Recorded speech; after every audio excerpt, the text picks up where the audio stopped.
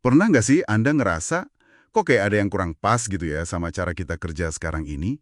Rasanya tuh, lingkungan kerja modern malah kayak ngelawan kodrat kita gitu sebagai manusia. Apalagi soal butuh rasa aman, butuh nyambung sama orang lain. Betul banget. Nah, pembahasan kita kali ini kita bakal coba kupas ide-ide dari buku Leaders Eat Last.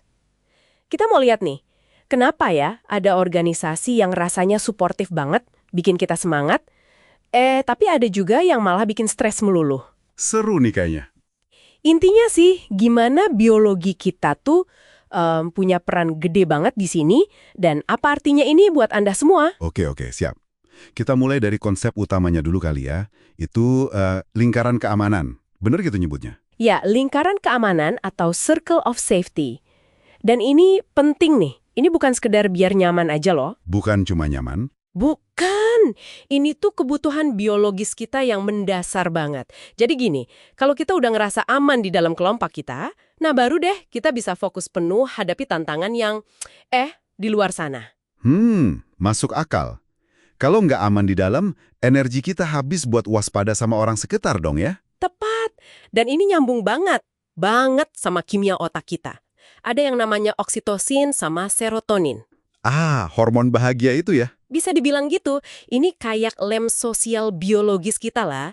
Muncul pas kita percaya, merasa terhubung, bangga sama tim, loyal, bikin solid gitu. Oke. Nah, lawannya, ini yang perlu diwaspadai. Kortisol, hormon stres. Muncul pas kita ngerasa terancam.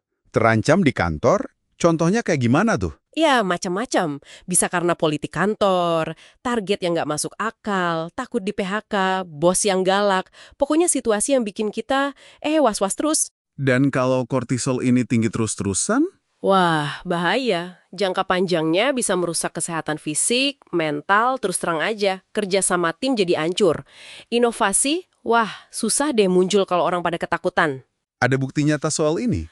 Ada, jelas banget. Studi Whitehall di Inggris itu nunjukin kaitan langsung antara tingkat stres kerja, terutama karena ngerasa nggak punya kontrol atas kerjaan, sama resiko penyakit jantung. Jadi, ini bukan main-main. Wow. Jadi secara biologis nih ya, lingkungan kerja yang penuh ancaman internal itu secara aktif merusak kemampuan kita buat kerja bareng dan berprestasi.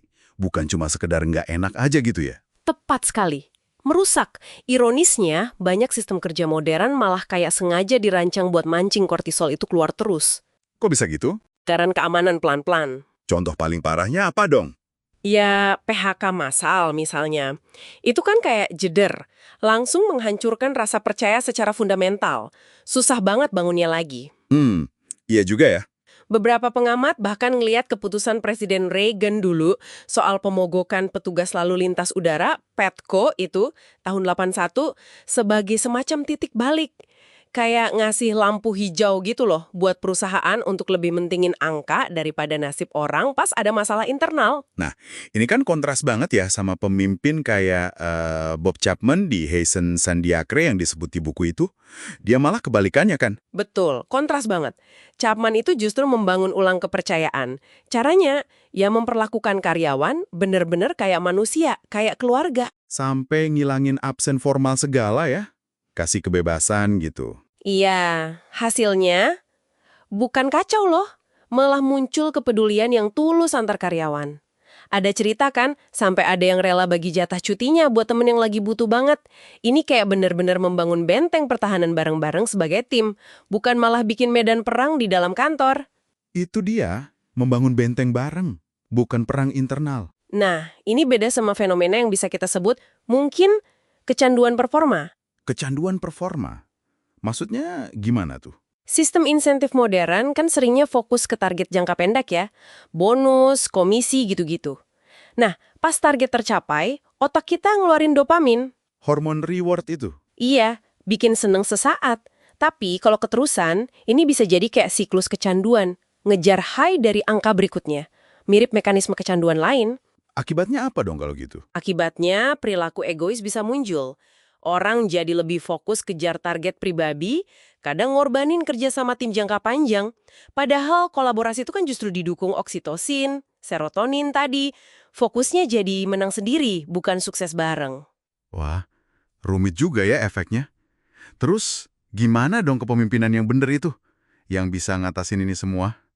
Saya jadi ingat prinsip marinir AS itu. Pemimpin makan terakhir. Nah, itu contoh sempurna banget. Leaders eat last. Maknanya tuh dalam banget, bukan cuma soal urutan makan siang aja. Lebih ke simbol ya? Simbol tanggung jawab dan pengorbanan. Pemimpin sejati itu ya melindungi timnya dulu.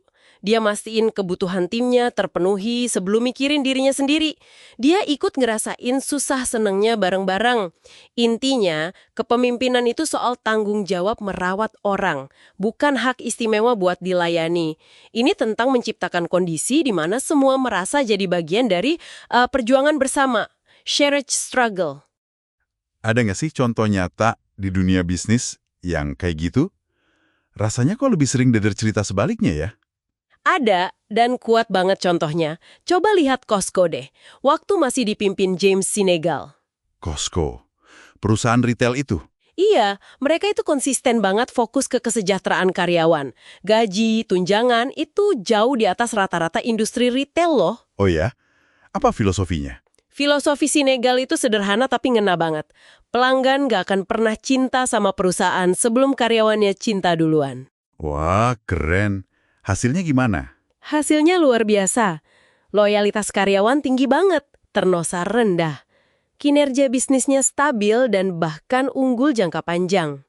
Yang paling gila, mereka berani naikin gaji karyawan pas lagi resesi tahun 2009. Serius? Pas lagi krisis malah naikin gaji? Serius, itu kan nunjukin komitmen yang luar biasa ke orang-orangnya ya. Beda banget sama pendekatan katakanlah GE zaman Jack Welch yang terkenal dengan sistem ranking paksa dan pecat karyawan demi target kuartalan. Beda banget ya pendekatannya. Ini jadi ingat juga studi Adam Grant soal penggalang dana universitas. Nyambung nggak sih? Nyambung banget, studi itu keren loh hasilnya. Jadi, kinerja penggalang dana ini tiba-tiba melonjak drastis. Pendapatan naik sampai 400%. Gara-gara apa? Cuma gara-gara mereka ketemu langsung, walau cuma 5 menit aja, sama mahasiswa yang dapat beasiswa dari hasil kerja mereka. Cuma 5 menit. Kok bisa efeknya segede itu? Ternyata, ngeliat langsung dampak nyata kerjaan kita ke hidup orang lain, itu punya kekuatan motivasi yang dahsyat banget. Jauh lebih kuat daripada sekedar lihat angka di laporan. Itu memperkuat rasa keterhubungan dan tujuan bersama tadi. Jadi, kalau kita tarik benang merahnya nih ya, organisasi dan kepemimpinan yang hebat itu intinya bukan cuma soal strategi bisnis yang canggih atau teknologi terbaru gitu ya. Bukan cuma itu. Akar utamanya justru ada di pemahaman dan pemenuhan kebutuhan biologis dasar kita. Rasa aman dan hubungan sosial itu tadi. Lingkaran keamanan itu. Jadi ini bukan sekedar nice to have, sesuatu yang bagus kalau ada, tapi emang fondasi wajib gitu. Fondasi mutlak. Buat inovasi, buat ketahanan ngadepin badai, buat sukses jangka panjang yang berkelanjutan. Ini investasi ke aset paling penting. Manusianya. Oke, jelas banget. Nah, sebagai penutup nih, buat Anda yang lagi dengerin, coba deh renungkan sejenak. Seberapa kokoh sih lingkaran keamanan di lingkungan Anda sekarang? Dan, nggak peduli posisi Anda apa, langkah kecil apa ya yang bisa Anda mulai lakukan, mungkin besok, buat memperkuat rasa percaya dan kepedulian sama orang-orang di sekitar Anda, untuk kembali menempatkan hubungan antar manusia sebagai inti dari cara kita bekerja.